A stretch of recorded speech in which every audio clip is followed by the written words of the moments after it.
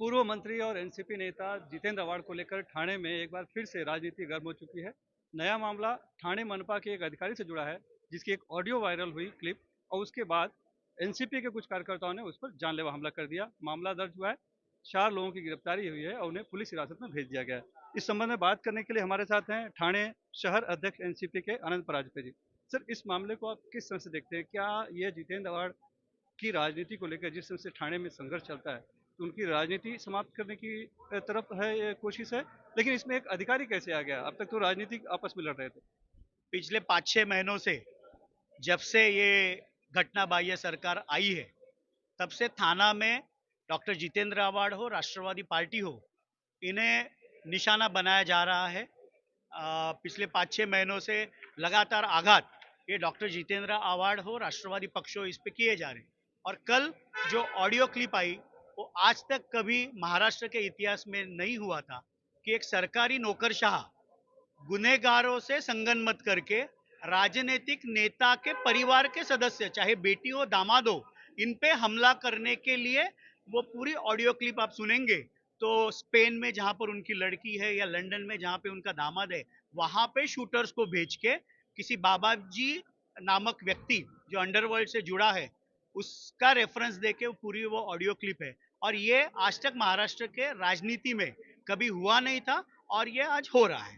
यानी ये तो राजनीतिक संघर्ष है, जिसमें राजनेता एक दूसरे के जोर आजमाइश करते हैं, लेकिन यहाँ पर एक मनपा अधिकारी आ गया है और अंडरवर्ल्ड भी घुस गया है इसमें। ये अधिकारी हमेशा से विवादों में रहा है।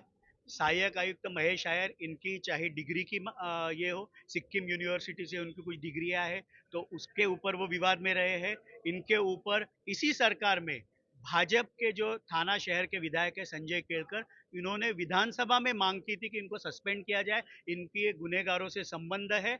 ये विधिमंडल के पटल पे उनका भाषण है। कांग्रेस के शहर अध्यक्ष विक्रांत चौहान, इन्होंने पुलिस कमिश्नर को लिखित इनकी शिकायत की थी कि घाटकोपर में मुझे ले जाया गया, वहां पर महेश अय्यर खुद मौजूद थे और किसी बाबाजी नामक व्यक्ति से मुझे फोन पे बात करवा के धमकी दी गई थी। और कल ये ऑडियो क्लिप है। हमेशा से ये महेश अय्यर विवाद में रहे हैं, चाहे किसी भी राजनीतिक पक्ष हो, और इसलिए उनके ऊपर तुरंत कार्रवाई होनी चाहिए। कल डॉक्टर जितेंद्र आवाड जी ने वर्तक नगर पुलिस स्टेशन में लिखित रूप से शिकायत की है। अब हम देखना चाहते हैं कि जिस तत्परता से थाने पुलिस ने राष्ट्रवादी के कार्यकर्ताओं पे गुना दाखिल किया, वो तत्परता सहायक आयुक्त महेश आयर के लिए थाना पुलिस दिखाती है कि नहीं। इतना विवादित अधिकारी है, इतने आरोप लगे हैं, वीडियो भी आया है पैसे गिरते उनके केबिन में, लिखित शिकायत भी दर्ज हो गई है, फिर भी कुछ होता नहीं है। बचा कौन रहा है? उनको आशीर्वाद घटना बाह्य सरकार के मुख्यमंत्री एकनाथ जी शिंदे साहब का है।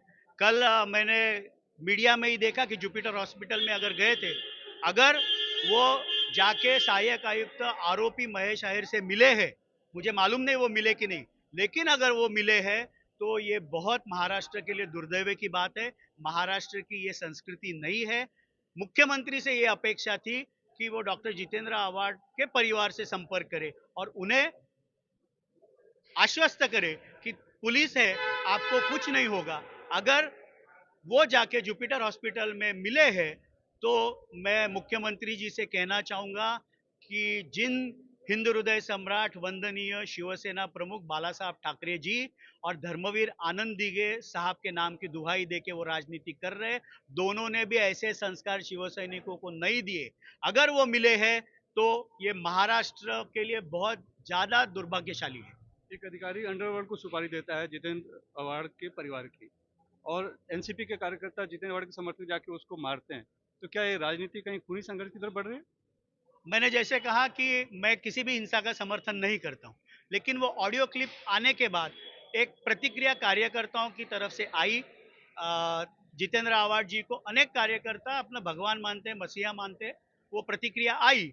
और इसलिए खूनी संघर्ष हम नहीं करना चाहते। हम संविधानिक पद्धति से विरोध इस सरकार का करते रहेंगे। अब हमारे ऊपर जैसे गुने दाखिल हुए, पुलिस वही तत्परता दिखाए और सहायक आयुक्त महेश आयर की जो ऑडियो क्लिप है उसकी जांच होकर उन पे एफआईआर होनी चाहिए। कल की घटना को भी क्या आप ये मानते हैं कि जितेंद्र अवार्ड की राजनीति खत्म करने की साजिश है?